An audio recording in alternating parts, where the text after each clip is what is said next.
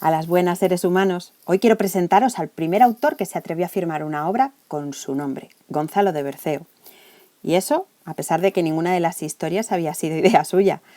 Pero era otra época, una época en la que copiar no era delito. Os pido que viajéis conmigo al siglo XIII. España como tal no existe y la península ibérica está repartida en varios reinos cristianos y en diversos territorios musulmanes por el sur que se pelean entre sí todo el rato. En los reinos cristianos la sociedad está dividida en 3 estamentos de los que uno no se podía escapar. Pueblo llano, nobleza o clero. Se pertenecía al que se pertenecía para siempre, pues creían que esto era así por designio divino. El pueblo llano trabajaba de sol al sol, así que no tenía tiempo ni para leer ni para escribir, y los nobles estaban muy ocupados con la guerra y no tenían muchos intereses culturales. Así que todo lo que tenía que ver con la escritura quedó únicamente en manos de los clérigos. Por eso, los juglares que iban de plaza en plaza y de castillo en castillo eran tremendamente populares. Tocaban música, bailaban, recitaban poemas que habían compuesto o que se sabían de memoria. En ellos contaban las hazañas de las batallas más recientes para entretener al pueblo, al que se referían todo el rato para llamar su atención.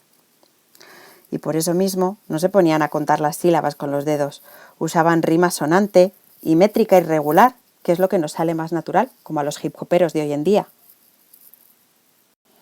Los clérigos se dieron cuenta de ese éxito y quisieron usarlo para sus propósitos, para adoctrinar a la gente, para convertirla a las creencias católicas de ese momento. Tenían que contarles historias en castellano. Ellos, además, tenían mucho tiempo para planificar por escrito. Entonces, crearon una estrofa especial, un poco así como el saludo de un youtuber para reconocerse entre ellos. Esta estrofa es la cuaderna vía. Conjuntos de 4 versos de 14 sílabas cada uno con rima consonante, machacona, de esta que se te mete en el cerebro. Como la originalidad no estaba muy valorada, tomaron historias anteriores, griegas, latinas o francesas, las traducían al castellano, les ponían verso y buscaban una utilidad religiosa y moral.